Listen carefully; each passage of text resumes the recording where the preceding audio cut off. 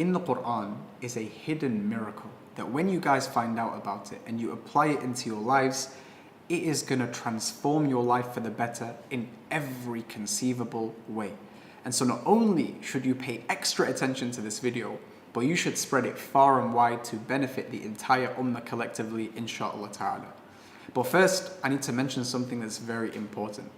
When you pick up any book written by a human being, you're going to benefit from it in terms of the information it gives you.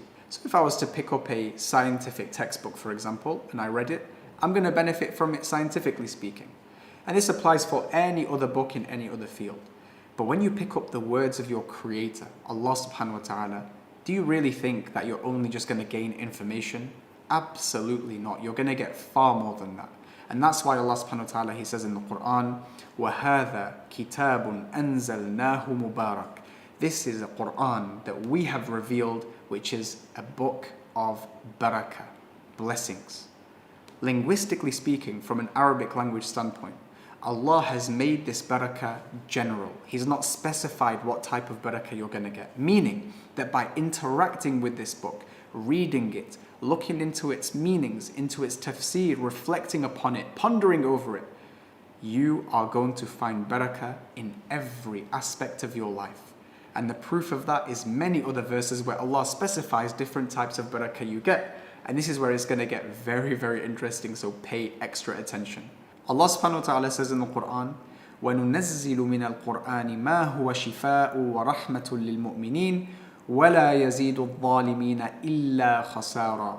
We sent down the Quran as a healing and mercy for the believers. So here you have a specific type of barakah mentioned, where Allah subhanahu wa ta'ala gives healing and mercy for the believers. If the believers become ill, physically, spiritually, mentally, if they recite the Quran, they get a healing and mercy. But then Allah continues and He says, وَلَا يَزِيدُ الظَّالِمِينَ إِلَّا خَسَارًا. But it only increases wrongdoers more in loss. Very strange. You have two people reciting the exact same book, but you have two completely different outcomes. In another verse, Allah gives us a third outcome, where He says, ذَلِكَ الْكِتَابُ لَا رَيْبَ فِيهِ هُدًى لِلْمُتَّقِينَ. This Quran, this book, there is no doubt about it whatsoever, and it is a guidance for those who are mindful of Allah, who have taqwa. So here you have the Quran acting as a guidance, as a healing, as a mercy, but it also pushes people further into loss. How do we explain this? The gem and the entire purpose of this entire video is that the Quran has a different effect depending on the person who's reading it, and at the root of why that's the case is the intention of the person who is reading it. And that's why the Prophet ﷺ, he said, وَإِنَّمَا لِكُلِّ امْرِئٍ مَّا نَوَى. Everyone will have whatever they intended. So for example, if you have a believer who intends healing from this book, if they recite with that intention, Allah subhanahu wa ta'ala will give them healing. But when you have a notorious Islamophobe whose heart is filled with insincerity, and their only purpose of reading the Quran is to try and disprove it and extract from it faults, it's just going to push them further into loss, and they're going to be so deluded and think they're doing a good job, but realistically everything they say is just going to be garbage. Your intention when you recite the Quran matters big time.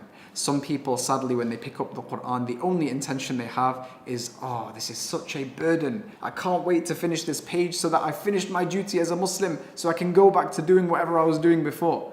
And so that person, they don't get much benefit from the Quran, and they find the Quran to, in fact, be a burden. But if you were to recite the Quran and you set a powerful intention before it, then know that you are, inshaAllah ta'ala, going to find barakah in that intention. So for example, if you make the intention before reciting the Quran that you want Allah subhanahu wa ta'ala to put barakah in your wealth, inshallah, if you're consistent with this intention, you are going to find that you become incredibly rich, inshallah ta'ala.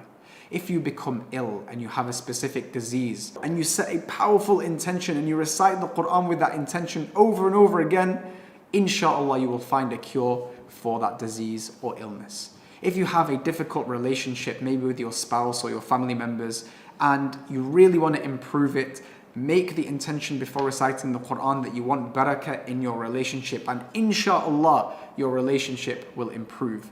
If you want barakah in your time, you feel like that the hours are slipping away from you and you're not getting much done, make the intention that by reciting the Quran, you want Allah subhanahu wa ta'ala to put barakah in your time, and you'll find day to day that you're getting so much more done with the same time that you have, the same 24 hours. If you find that you have any weaknesses whatsoever, mental weakness, anxiety, depression, physical weakness, you're not seeing any results in the gym, whatever it may be, make the intention before reciting the Quran that you want strength, and inshallah you will find barakah in your strength. The point is, the Quran is a book of general barakah, and so make the intention before you recite it and you will find that specific barakah inshallah ta'ala. So now I'm going to leave you with an action plan that you guys can act upon so that you can make the most out of it inshallah. Step 1 is to pick a fixed time every single day. My recommendation is straight after Fajr, because in that time your mind is free and there's no busy schedule, nothing that's going to pull you left and right. That's my recommendation. Step 2 is I want you to make a solid intention. You know your wants, you know your needs. Make a solid intention. Step 3, I want you to recite 1 page of the Quran or more, but 1 page of the Quran at least, slowly and beautifully. Take your time, recite it beautifully. And then once you finish, if you don't understand Arabic, and even if you can't read Arabic, go to the translation of that page and recite. Just interact with the words of Allah subhanahu wa ta'ala. Read the translation. Reflect on the meanings. What have I just read? What is Allah trying to tell me? Even dig into the tafsir if possible. And step 4 is to repeat the last 3 steps every single day for 6 months. And your final step, step 5, is to come back after these 6 months and to comment down below what you've noticed in your life for everyone else to see. And inshallah, we are all about to witness wonders in the comment section.